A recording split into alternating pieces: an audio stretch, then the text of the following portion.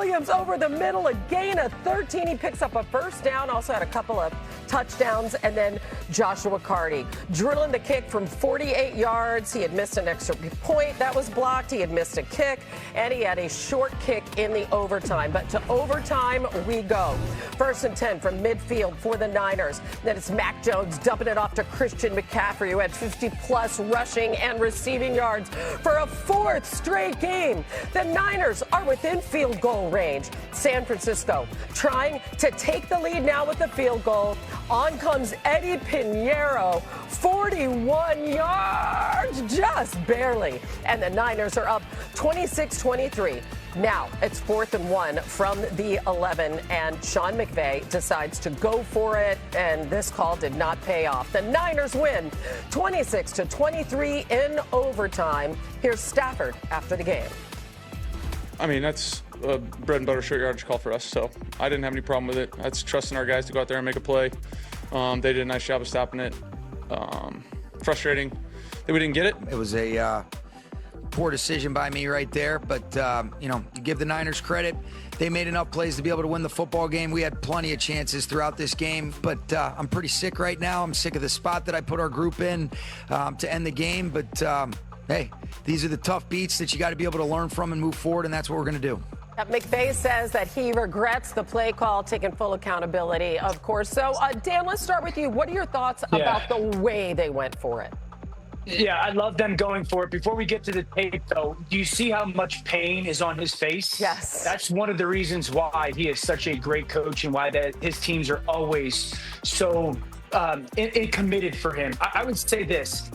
Sean McVay's beauty is the way that he sets up play calls. 5 times last night, the Rams had 3rd and 1 or 4th and 1. On 4 of those, they ran basically the same play, same formation. Early in the first quarter, they get to that 4-man surface, and they run what we call duo, a bunch of double teams. Now, this is 3rd and 1. They get it. There's an unblocked person defensively. They get it, okay? So that's a good conversion. You go into the second quarter. It's same formation. This time they just have the receiver down a little bit closer, but it's the same play. 4th and 1. Double teams. Okay, now they get a little bit of a backside cut, but once again, they convert. Remember, they only had this situation 5 times. So one time they threw it between Matthew Stafford and Devontae Adams. 4th quarter, a little bit earlier in the quarter. Same formation, same play. Those double teams. 3rd and 1. They find a way to go convert it. And then in overtime, you would think it's the perfect time for a great play caller to just trick the defense. And I was shocked that they lined up in the same formation and run the same play. And the fact that that safety triggers on it, I think in part is because he had seen that so much. I love him going for it. Sean McVay is one of the great play callers in the NFL. But I was just very surprised watching that back going, wow, in that situation, remember, 5 times on this situation, they ran the same exact play. I think in overtime it got him. That's a great point, Dan. First of all, I just love the fact that we're all in agreement about going for it and it's not a debate, because I feel like 5-10 years ago, there would be a lot of people arguing the other side of this. But it's an important note that, there was 3 minutes and 41 seconds left in the game, right? So it wouldn't have been the game tying field goal per se. You're giving the Niners back a chance to drive the field, control the clock, with a chance to win with merely a field goal. So that is, I think, something we all accept and acknowledge, and we're good with it. As far as the play call goes, I think something with the Rams' run game really has jumped out to me. It's the most efficient rushing game in football, but a lot of that is predicated on facing light boxes because teams are so afraid of the threat of the pass. And you're asking a lot on those dual runs of your skill players when you're expecting them to continue winning against stacked boxes, the likes of which they face there. And it's actually something that before this game, Dan, they had not been good at all. On short yardage runs, they've been 30th in the NFL on converting them going into this game. So I feel like a little bit of self-scouting. You talked about sort of within the game and thinking, let's go away from something we've done on previous plays. But I also think moving forward, this is not a team that is going to win that way. They don't win in their run game because of the dominance of their offensive line, and they do not have power backs. They win because of the passing game for the most part. Yeah. And that's why I think McVay probably, regrets what he did amongst other things. Yeah, and the one thing that has really cost them is special teams, too, the last couple of games. All right, let's go to the winning team, shall we? How about Mac Jones? In once again for Brock Purdy, had a terrific night, really second best of his pro career. Throws for 342 yards, a pair of touchdowns. Average air yards, though, on passes, only 5.9 yards. Here's Jones after the win.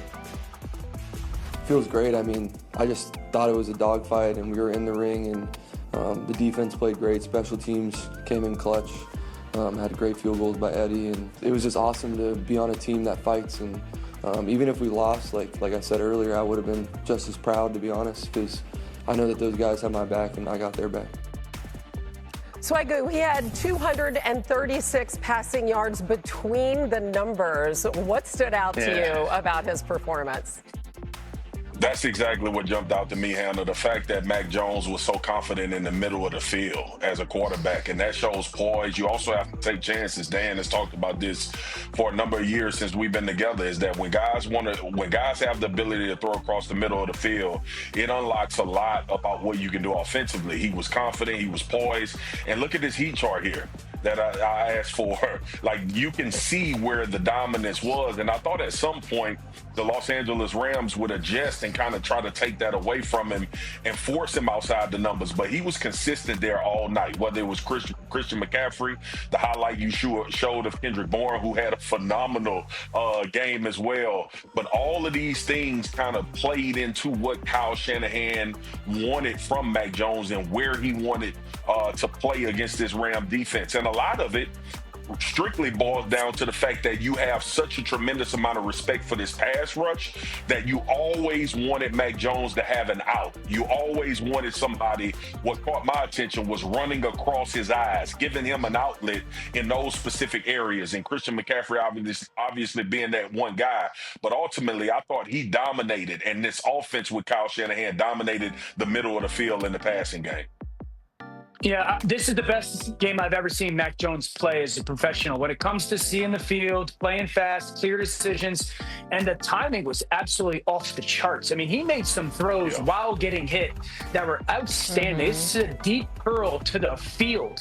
You're going to see 1, 2, 3, 4, 5. Hitch ball comes out right before he gets hit by that defensive lineman. Receiver just dropping his hips to get into his cut, and it's placed perfectly. You cannot do it better than that. That's a phenomenal throw by Mac Jones.